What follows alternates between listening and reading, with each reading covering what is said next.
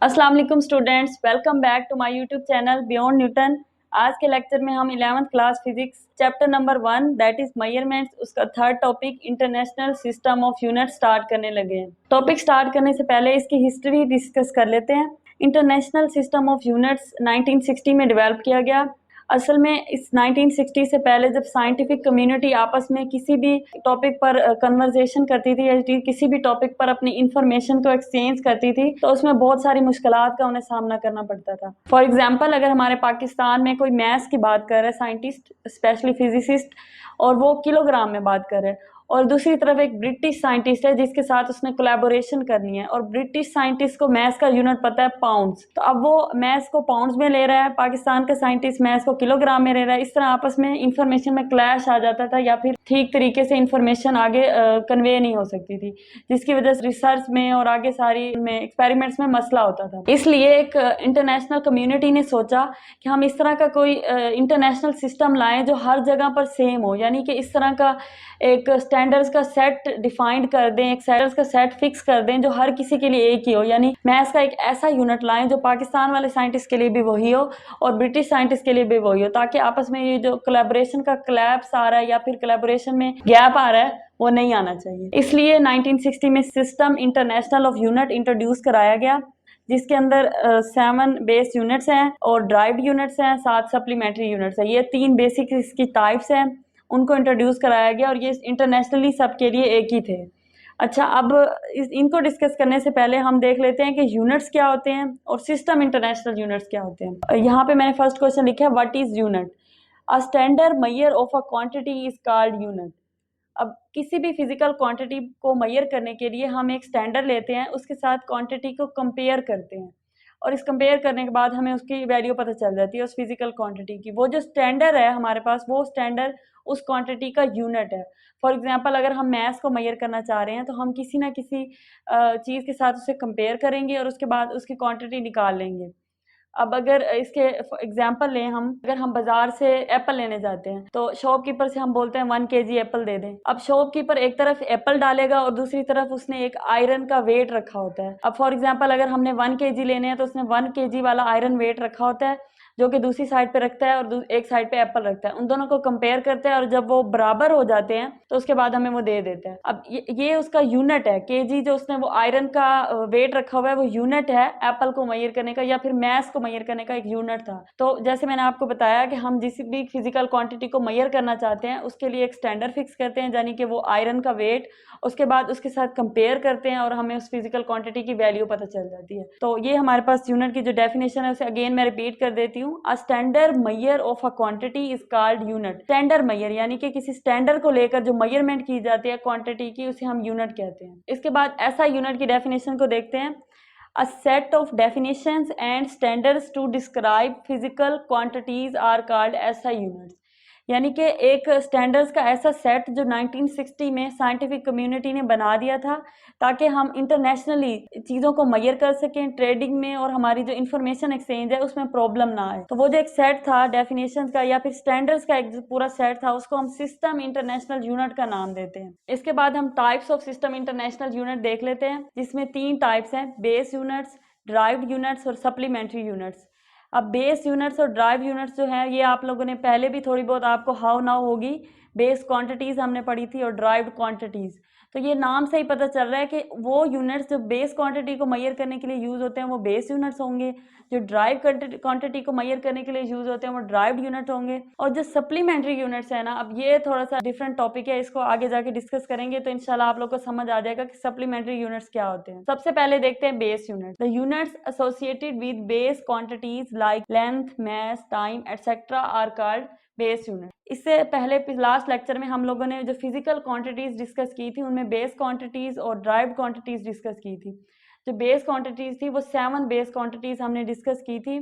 उनमें हमारे पास लेंथ थी, मास था, time, electric current, thermodynamic temperature, intensity of light और अमाउंट ऑफ सब्सटेंस। अब इन 7 क्वांटिटीज के जितने भी यूनिट्स हैं, यानी कि ये 7 है तो 7 ही यूनिट्स होंगे, वो 7 के 7 यूनिट्स को हम बेस यूनिट्स बोलते हैं। इसलिए डेफिनेशन में लिखा है मैंने, the units associated with base quantity, जो बेस क्वांटिटी के साथ एसोसिएटेड है, लाइक लेंथ, लेंथ का यूनिट हो गया मीटर, मास का यूनिट हो गया किलोग्राम और टाइम का यूनिट हो गया सेकेंड्स। तो अब ये जो तीनों यूनिट्स होंगे इन तीनों क्वांटिटीज़ के, ये तीनों हमारे बेस यूनिट्स कहलाएंगे।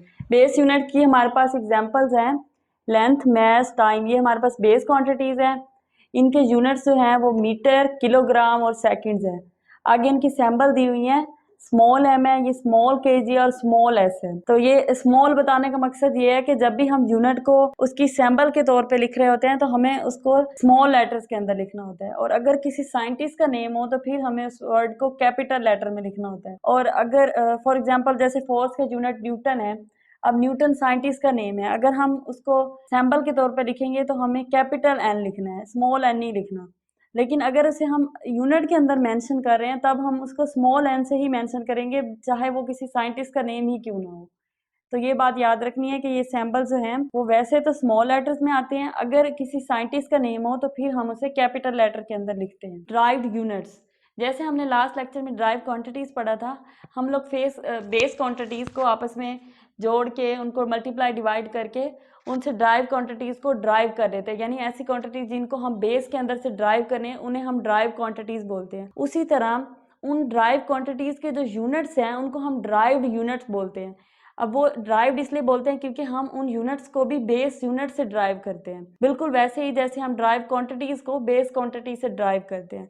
The SI units derived from base units are called derived units. ये सिंपल सी डेफिनेशन है, कोशिश की है मैंने कि डेफिनेशन सिंपल हो जो इजीली आप लोग को याद हो जाए। उसके बाद इसकी एग्जांपल में फोर्स और वर्क की एग्जांपल है। फोर्स का जो SI यूनिट है वो न्यूटन है और वर्क का जूल है। अब यहाँ पे न्यूटन, क्योंकि न्यूटन एक साइंटिस्ट का नेम है और हमारे जहन में आता है कि साइंटिस्ट का नेम है और नाम कैपिटल लेटर से स्टार्ट होता है तो यहाँ न्यूटन का एन बड़ा होना चाहिए था, लेकिन ऐसा नहीं है। जैसे मैंने आपको पहले यहाँ पे बताया कि जो यूनिट्स होते हैं उनमें चाहे साइंटिस्ट का नेम ही क्यों ना हो, चाहे किसी इंसान का नेम ही क्यों ना हो, ये चाहे कोई प्रॉपर नाउन ही क्यों ना हो, हमें फर्स्ट लेटर कैपिटल नहीं लिखना, उसे स्मॉल लेटर में लिखना है। और अगर हम इसको सिंबॉलिकली रिप्रेजेंट करें, फॉर एग्जांपल यहाँ पे तो मैंने इसे केजी में लिखा है, अगर हम न्यूटन को सिंबॉलिकली न्यूटन में लिखते तो यहाँ पे हम कैपिटल लेटर में एन लिख देते, तो तब सैम्बल में हम कैपिटल वर्ड यूज करते, लेकिन इधर हम लोगों ने फर्स्ट वर्ड स्मॉल ही लिखना है। उसी तरह वर्क में जूल, जूल भी एक साइंटिस्ट का नेम है और उसका जे जो है वो हम यहाँ पे कैपिटल लिखते हैं और यहाँ पे हम लोगों ने स्मॉल लिखना है। उसके बाद यहाँ पर ये जो सैम्बल मेंशन की हुई है, जैसे कि हमें पता है कि किलोग्राम भी एक बेस यूनिट है, मास का यूनिट है किलोग्राम और बेस यूनिट है, और यहाँ पे मीटर जो है वो भी लेंथ का यूनिट है और वो भी एक बेस यूनिट है,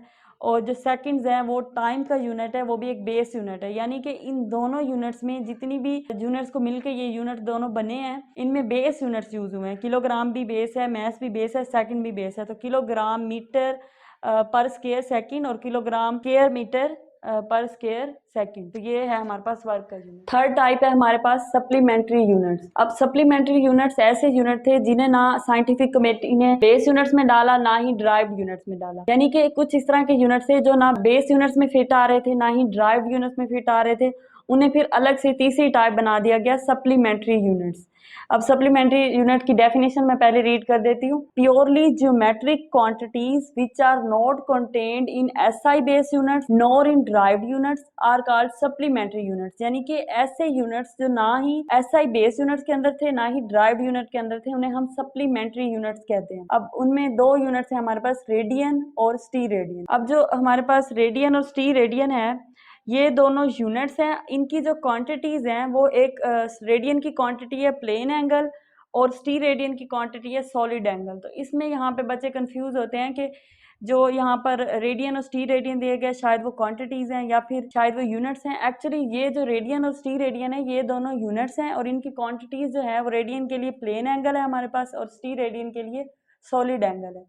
अब जो रेडियन है ये एक 2 डायमेंशनल एंगल है, यानी कि जो दो 2 डायमेंशनल एंगल यानी प्लेन की बात करें हम यहाँ पर एक्स और वाई एक्सिस की बात करेंगे या फिर वाई और जी एक्सिस या फिर जी और एक्स एक्सिस, यानी कि जहाँ हम 2 डायमेंशन ले रहे होते हैं, प्लेन की बात कर रहे होते हैं, ये रेडियन 2 डायमेंशन एंगल है। और जो स्टीरेडियन है वो हमारे पास 3 डायमेंशनल एंगल है। फॉर एग्जांपल जब हम 3 डायमेंशन एक्स वाई जी और कार्टेशियन कोऑर्डिनेट सिस्टम की बात कर रहे होते हैं या फिर हम स्पेस की बात कर रहे होते हैं, तब हमारे पास जो एंगल आता है वो स्टीरेडियन आता है। अच्छा, अब सबसे पहले हम प्लेन एंगल देख लेते हैं, फिर रेडियन देखेंगे। और जब आप रेडियन पढ़ेंगे तो पता चल जाएगा आप लोगों को कि प्लेन एंगल मैंने आपको क्यों पढ़ाया। The angle subtended at the centre of circle by the object is called plane angle. वो एंगल जो कोई कोई भी सर्कल के सेंटर पे बनता है कि कोई भी ऑब्जेक्ट बनाता है। अब फॉर एग्जांपल के अगर हम एक सर्कुलर रोड की बात करें और एक कार है जो सर्कुलर रोड के गिर्द रिवॉल्व कर रही है। अब वो जो गाड़ी है वो एक ऑब्जेक्ट है हमारे पास, वो ऑब्जेक्ट एक सर्कल के गिर्द रिवॉल्व कर रहा है और वो ऑब्जेक्ट यानी कि गाड़ी जो भी सेंटर के ऊपर, उस रोड के सेंटर के ऊपर एंगल बनाएगी, उस एंगल को हम प्लेन एंगल बोलेंगे।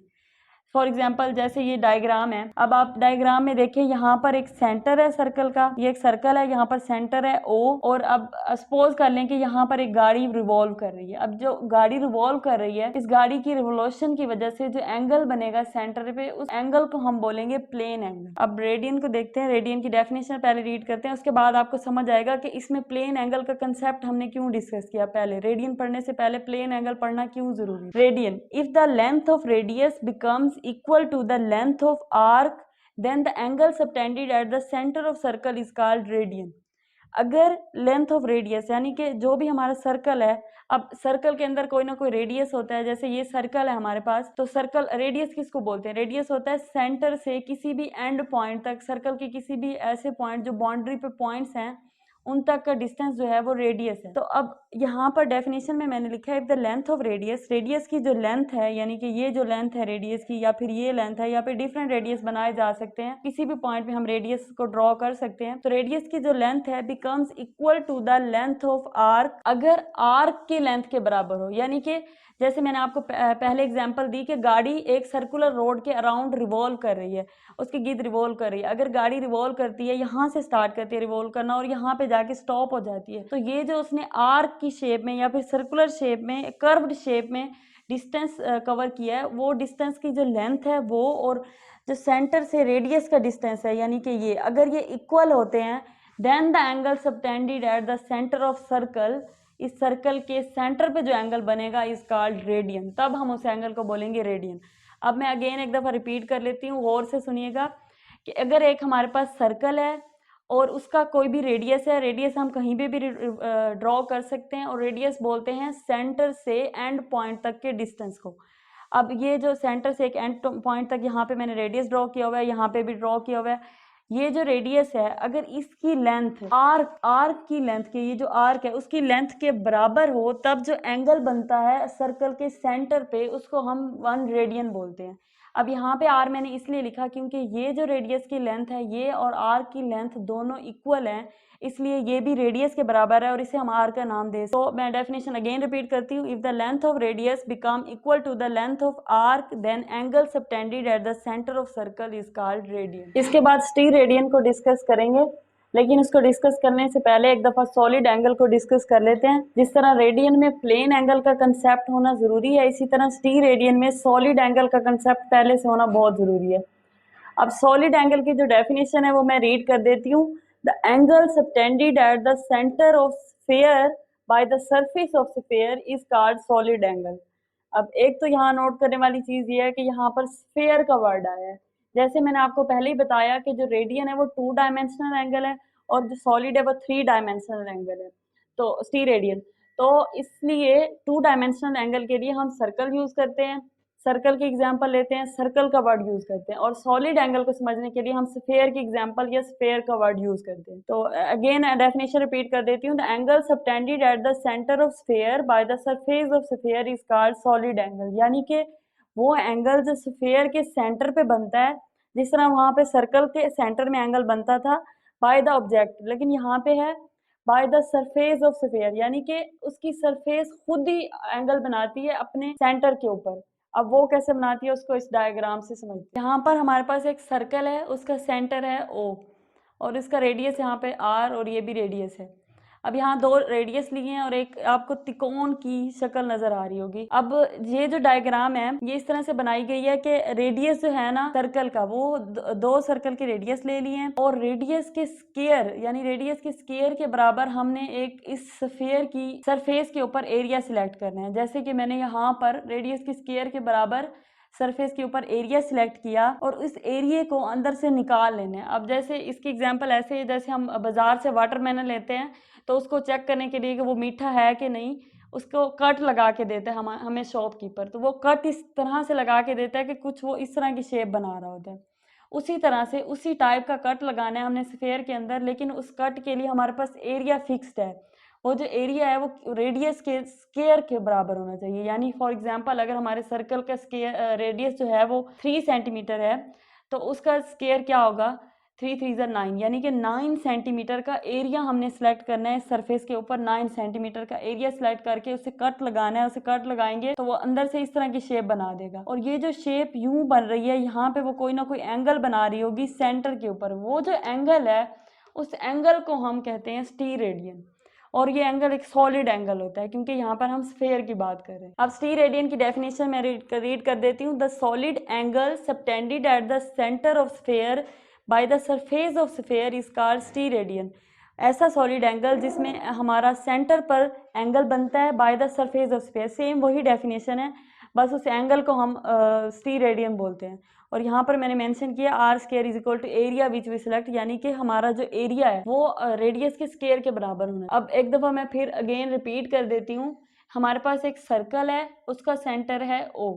अब उसका कोई भी रेडियस हमने ले लिया है, सिलेक्ट किया यहाँ पे। उसके बाद इस साइड पे भी रेडियस लिया है, 2 रेडियस लेने हैं उसके। अब वो जो रेडियस है उनका स्केयर लेना है। फॉर एग्जांपल अगर हमारे पास रेडियस 3 सेंटीमीटर था तो रेडियस का स्केयर होगा 9 सेंटीमीटर। 9 सेंटीमीटर का एरिया हमने स्फेयर की सरफेस पे सिलेक्ट करना है और वहां से कट लगाना है, यानी स्फेयर की सरफेस को निकाल लेना है। जैसे मैंने आपको वाटरमेलन की एग्जाम्पल दी, हम उसको कट एक त्रिकोण की शेप में से अंदर से बाहर निकाल लेते हैं। तो वो जो त्रिकोण है उसकी जो ये एंड पॉइंट है, यहाँ पर वो जो एंगल बना रही है सर्कल के सेंटर के ऊपर, अब वो एंगल जो है उस एंगल को हम स्टीरेडियन बोलते हैं। तो ये वाली बात आपने अगेन लेक्चर में दोबारा सुन लेनी है कि इस रेडियन के लिए मैंने क्या बताया था और स्टीरेडियन के लिए क्या बताया। ये बहुत इंपॉर्टेंट है, दोनों रेडियन और स्टीरेडियन, इनको अच्छे तरीके से देख लीजिएगा। और इनमें से अक्सर बच्चे इनमें कंफ्यूज भी हो जाते हैं, अक्सर इनमें से शॉर्ट भी आ जाता है और अक्सर एमसीक्यूज भी आ जाते हैं। तो आप लोगों ने इस टॉपिक को, इस एंड वाले खास तौर पर पार्ट को अच्छे तरीके से समझना है। यहीं तक था हमारा लेक्चर।